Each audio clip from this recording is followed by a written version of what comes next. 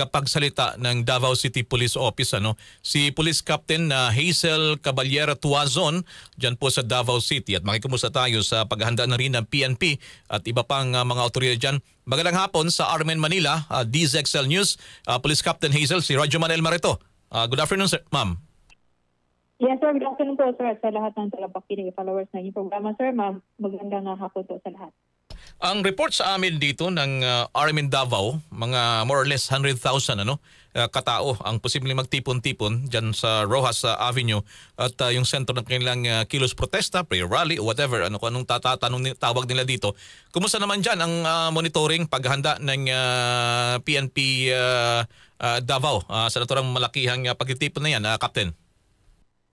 Yes, sir. Ang Davao City Police Officer is prepared na. Yung mga PNP personnel natin na i-deploy, may 1,800 tayo na PNP personnel from Davao City Police Office.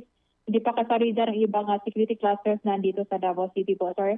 And then, as you mentioned, sir, na 100,000 yung in-expect natin na mag-join for the rally po. Tomorrow, hindi lang kasi from Davao City yung mga individuals na mag-join sa rally, sir. Meron din tayo mga from provinces outside Davao City po na mag-join. Kaya ang Davao City Police Officer, meron tayong soft deployment ngayon. And tomorrow, sir, kahit na 3 p.m. mag-start ang rally, sir, until 10 p.m. po. So, from 12 noon, mag-deploy na po tayo ng PNP personnel, sir, para masiguro talaga na safety and secure yung mga tao na mag-join sa rally po, sir.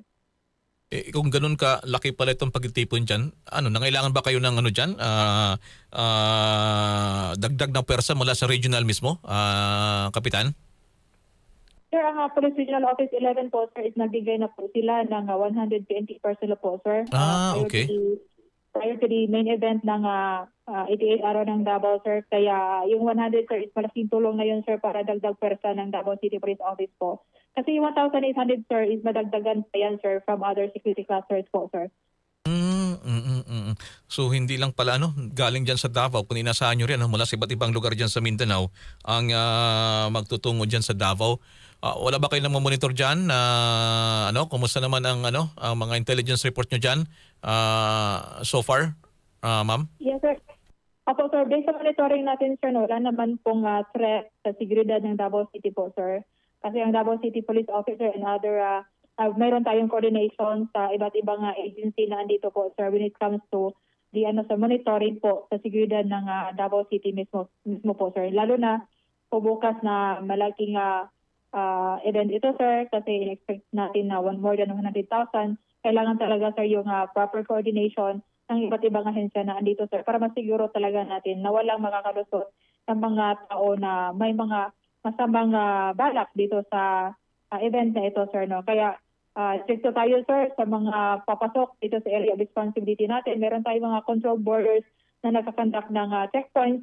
Kaya sa mga tao na papasok sa Davao City, sir, medyo hingi lang tayo ng pasensya at saka lang natin i-respect yung mga checkpoints na pinakandak ng Davao City Police Office po in coordination with the Armed Forces of the Philippines po, sir, na andito sa area of responsibility natin para pagsiguro na wala makakapasok sa sinabi ko, sir.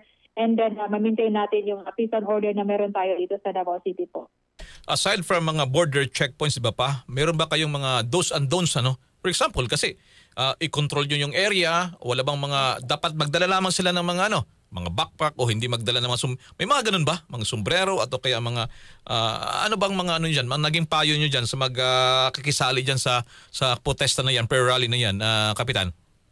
Yes, sir. Ang Davao City kasi, sir, may best practice kami dito sir, Opo. na tinatawag na culture of security, na kung may makita, magsalita, mag-report sa mga kinaukulan, sa mga authorities. And then part of that, sir, culture of security is bawal yung magdala ng backpacks po, sir. And then yung mga tubig na dala-dala, kailangan transparent at makita yung nasa loob. Bawal yung mga bladed weapon, pointed objects, kung nandito ka sa isang mag-attend ka ng event dito sa Davao City po mismo, sir. Ang taga Davao City, alam na yan, sir, especially sa aming local ordinances natin dito, sir, sa Davao City, like the anti-smoking, anti-littering, sir, hindi pwede na isasabi yan kasi busy tayo, pero ang Davao City Police Officer, implement pa rin yan, sir, no, para maintain talaga yung kalinisan at peace and order na rin dito sa Davao City po, sir. Okay. So meron pala tayong mga ganito, ano, na mga yung backpack o yung mga dapat yung mga transparent sakali kung dadalhin lang lamang nila. Mga SOP niyan sa pagtitipon na yan. Captain Hazel, samantayin ko na rin itong pagkakataon na ito. Paghanda naman dito sa halalan, simulan na po bukas ng pinakamasayang kampanyahan, lokal na na to. Siyempre, mas lalo magdudulot ito ng mga traffic dyan sa Davao, di ba pang mga lugar. Paghanda naman ng PNP dyan sa kampanyahan na yan sa lokal na level. Yes, sir.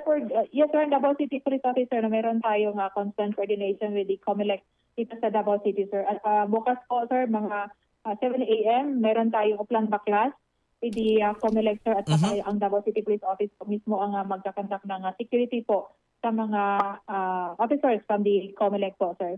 And aside from the sir, pagbibigay natin ng security sa mga taga-COMELEC, meron din tayo mga dedicated PNP personnel na nagmo-monitor sa mga areas of responsibility nila, sir, sa mga activities ng mga supporters ng mga politiko po natin dito sa Davao City, sir.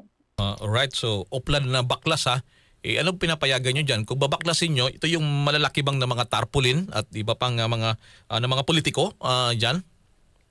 Yes, sir. Yung tatanggalin natin, sir, no, yung hindi talaga akma sa sir, sa guidelines, sir, no, from the COMELEC 11, at saka yung mga posters, kailangan yung sa mga designated areas lang po, sir, dapat nakalagay, hindi sa kung saan na lang po. Yan yung babaklasin po ng mga taga-COMELEC at saka sa kapulisan natin, sir, na secured po sa mga officers ng COMELEC ng Davao City po, sir. Alright, sige po, baka may mga paalala pa kayo dyan, sa mga, lalo na sa malakihang kilos protesta bukas in support of the former president. Go ahead po, Captain Hazel. Yes, sir. Remind lang po natin, sir, no, from Davao City Police Office po, sir, in behalf of our Acting City Director, Police Colonel Hansel M. Marantan, kami po ay nanawagan sa mga tao na magpunta dito bukas sa Freedom Park at around 3 p.m. Remind lang natin yung mga guidelines natin, yung mga do's and don'ts na pinapalower natin at saka makikita sa official Facebook page ng Davao City Police Office. Yung mga pinababawal, hindi na kailangan dalhin para smooth at saka dire-diretso yung pagpasok natin sa mga venues, sa venue to bukas.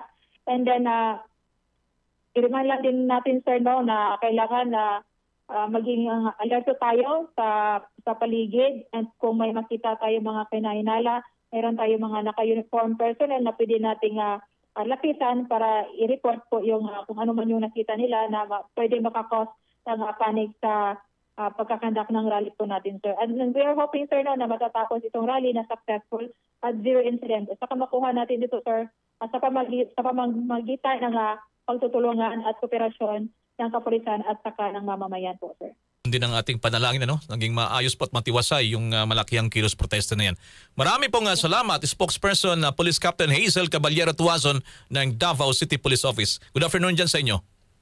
Yes, sir. Thank you po at magandang hapon po sa lahat. Magandang hapon din po sa inyo. DCXL Pulso!